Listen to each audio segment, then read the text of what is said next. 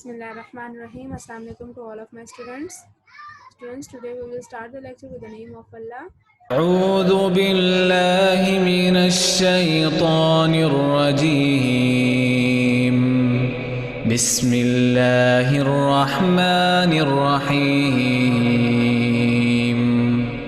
والضحى والليل إذا سجى ما ودعك ربك وما قلى وللآخرة خير لك من الأولى ولسوف يعطيك ربك فترضى ألم يجدك يتيما فآوى ووجدك ضالا فهدى ووجدك عائلا فأغنى فأما اليتيم فلا تقهر وأما السائل فلا تنهر وأما بنعمة ربك فحدث. आफताब की रोशनी की कसम और रात की तारीकी की कसम जब वो छा जाए, ए नबी सल्लल्लाहु अलैहि वसल्लम, तुम्हारे परवरदिगार ने न तो तुमको छोड़ दिया और न तुमसे नाराज ही हुआ, और आखिरत तुम्हारे लिए दुनिया से कहीं बेहतर है, और तुम्हारा परवरदिगार तुम्हें अनकरीब इतना कुछ अता फरमाएगा कि तुम खुश हो जाओगे। भला उसने तुम्हें यतीम पाकर जगह नहीं दी? बेशक दी, और तुम्हें रस्ते से नावाकिफ देखा तो सीधा रास्ता दिखाया, और उसने तुम्हें तंगदस्त पाया तो गनी कर दिया। तो तुम भी यतीम पर सितम न करना और मांगने वाले को झिड़की न देना, और अपने परवरदिगार की नेमत यानी वही का बयान करते रहना।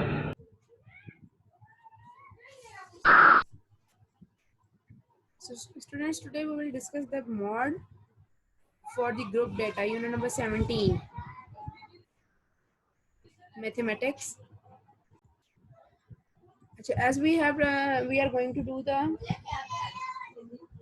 mod for the group data. ठीक है, group data के लिए सबसे पहले तो हम डॉट डायग्राम करेंगे. ठीक है, डॉट डायग्राम में how do we find out the mode in the dot diagram, just like जैसे हम लोगों ने मीन एंड मीडियन फाइंड किया था फॉर द डॉट डायग्राम, उसी तरह से अब हम फाइंड आउट करेंगे mod in the dot diagram.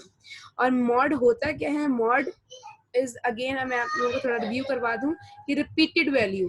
ठीक है, the number which appears frequently या the number which appears more than many times in the data. ठीक है, एक डाटा में जो नंबर जितनी ज्यादा दफा रिपीट होगा वो उसका मॉड कहलाएगा. Practice now 13.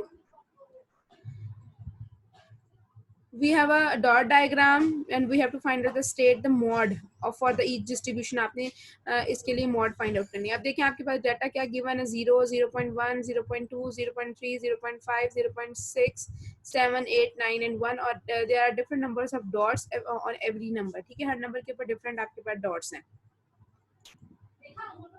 Now this is the solution.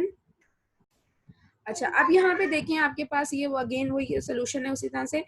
अब जब डॉट डायग्राम में आप मॉड कैसे फाइंड आउट करते हैं? The number at which the maximum number of dots are, वो नंबर जिसके ऊपर डॉट्स की का जो नंबर होता है वो सबसे ज्यादा होता है. अगर आप ये देखें 0 पे 1 डॉट है, 0.1 पे 2 डॉट्स हैं, 0.2 नंबर है जिसपे 1 डॉट है. इसका क्या मतलब है कि जो 0.1 जो है ना वो 2 टाइम्स है डाटा में.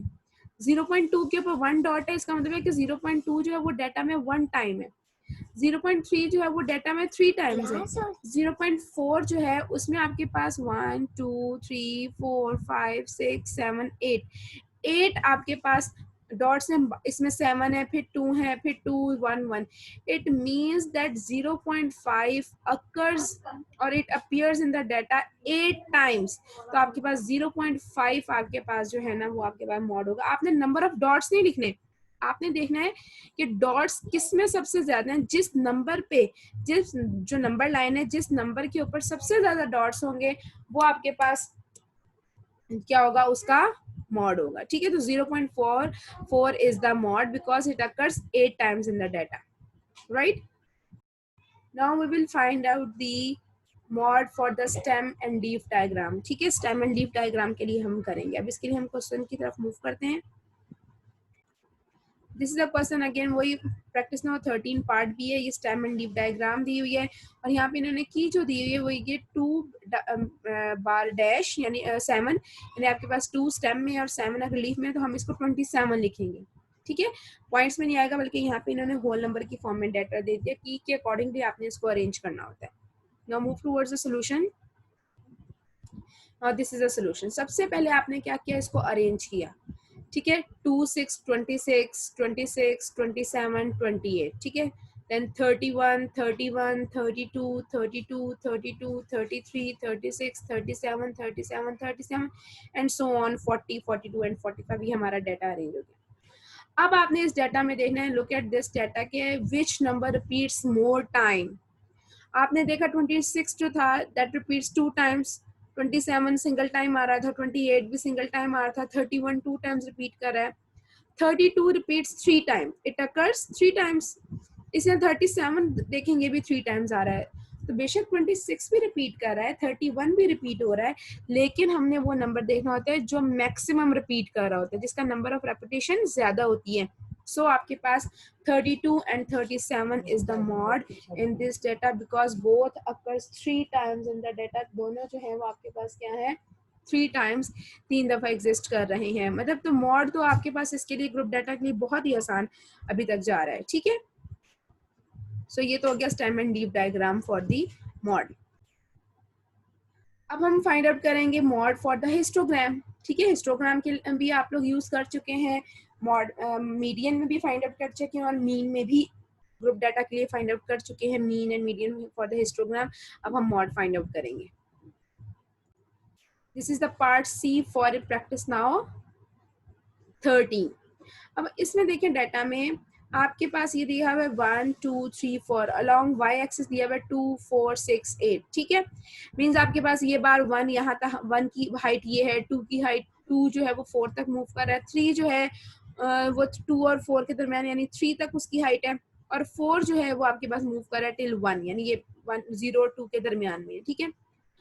अब हिस्टोग्राम के लिए जो हम मॉड करते हैं ना, वो होता है कि रेक्टेंगल विद अ मैक्स, ये रेक्टेंगल बन रहे हैं ना, जो आपके पास बार्स आपको नजर आ रही है रेक्टेंगल है। जौन सा रेक्टेंगल विद मैक्सिमम हाइट होता है, जिसकी हाइट मैक्सिमम होती है, ठीक है, आपको नजर आ रही है, ये देखें, ये इसकी मैक्सिमम हाइट है, ठीक है, इस बार की। और ये कौन से नंबर की मैक्सिमम हाइट है, 1, ठीक है। 1 आपके पास जो है वो मैक्सिमम हाइट पे, इट मीन्स के 1 जो है बेसिकली वो डाटा में कितने टाइम्स है, 6 और 8 के दरमियान क्या होगा, 7, यानी 1 जो है वो इस डाटा में 7 टाइम्स है, 2 जो है वो इस डाटा में 4 टाइम्स है, 3 जो है वो इस डाटा में 3 टाइम्स है, और 4 जो है वो इस डाटा में 1 टाइम है। So the number at which the maximum height of the rectangle is, जिस रेक्टेंगल की हाइट सबसे ज्यादा होगी, हमने वो नहीं देखना कि वो किस हाइट तक गया, हमने ये देखना है कि उस किस नंबर पे वो हाईएस्ट आपके पास जो है वो रेक्टेंगल ड्रॉ हो रहा है। सो आपके पास दैट इज द 1, सो 1 आपके पास इसका क्या हो जाएगा, मॉड हो जाएगा, ठीक है। लेट्स सपोज अगर मैं ये करती हूँ,